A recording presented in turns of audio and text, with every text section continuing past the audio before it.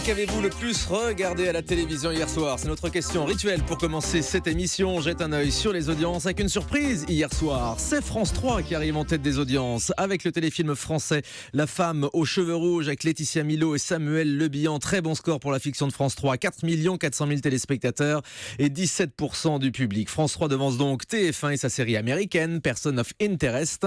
4 100 000 téléspectateurs et 17% d'audience. Sur la troisième marche du podium hier soir, c'était M6 avec La France, un incroyable talent. 3,39 millions de téléspectateurs, 3,3, 14,7% d'audience. On note que c'est exactement le même score que la semaine dernière, à la fois en nombre de téléspectateurs et à la fois en part d'audience. C'est assez rare pour le souligner. Et puis enfin, il y a France 2 avec le gala de l'Union des artistes qui fait un score correct à 2 500 000 téléspectateurs et 11% d'audience. On aurait pu s'attendre à un petit peu plus étant donné que l'année dernière, le spectacle avait approché les 4 millions de téléspectateurs. C'était un beau spectacle quand même hier soir sur France 2. Jérôme Evenichenko et Guillaume Janton, mes deux experts, sont également plongés dans les chiffres et dans les courbes. Jérôme, vous découvrez les audiences de la TNT en prime time. Oui, des scores très faibles sur la TNT. C'est C8 qui l'emporte avec La liste de mes envies, un film avec Mathilde Seigné et Marc Lavoine, 736 000 téléspectateurs. Juste derrière, la deuxième place, elle est pour TMC avec le film Palais Royal, 686 000 téléspectateurs.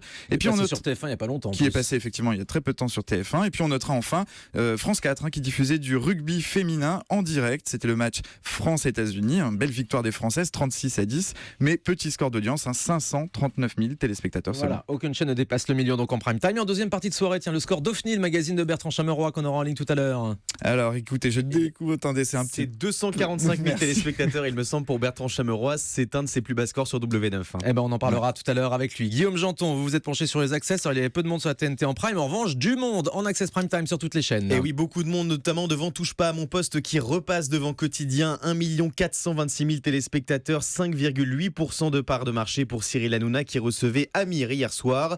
Quotidien reste haut cependant, 1 315 000 téléspectateurs, 5,3% du public. Et puis un coup d'œil sur le match de télé-réalité. Vous le savez, Secret Story c'est terminé. Donc maintenant NT1 diffuse La Villa des Cœurs Brisés et ça marche bien. 462 000 téléspectateurs, c'est nettement supérieur à l'année dernière. Beau score également pour le débrief présenté par Christophe Beaugrand, 300 000 téléspectateurs. Et puis les Princes de l'amour sont également hauts sur W9, 646 000 téléspectateurs hier soir. La Villa des Cœurs Brisés, ça marche, mais ça reste en dessous de Secret Story, on va le noter quand même. Sur les chaînes historiques, Bienvenue à l'hôtel sur TF1 fait plus de 3 millions de téléspectateurs. Il y a un record pour Nagui avec N'oubliez pas les paroles sur France 2, le deuxième numéro à plus de 17% de part d'audience, 3 600 000 téléspectateurs. France 2 est donc devant toutes les autres chaînes. Et toujours sur France 2, tiens, on regarde le score d'Actuality car ça monte un petit peu, 562 000 téléspectateurs. On s'approche des 600 000. Thomas Touroud qui est sur une bonne pente en ce moment. On va se retrouver dans un instant sur Europe 1 et on va parler d'une émission qui marche également sur M6 le lundi soir, Mariée au premier regard. Non seulement elle marche, mais elle fait beaucoup parler. Il y a déjà quelques polémiques autour de l'émission. Certains couples qui se sont mariés dans l'émission ont déjà divorcé. On va vous révéler qui dans un instant. Et puis 2 participants font également appel à M6 pour dénoncer le montage de Mariés au premier regard. On se retrouve juste après cette première pause sur Europe 1. Bonne matinée.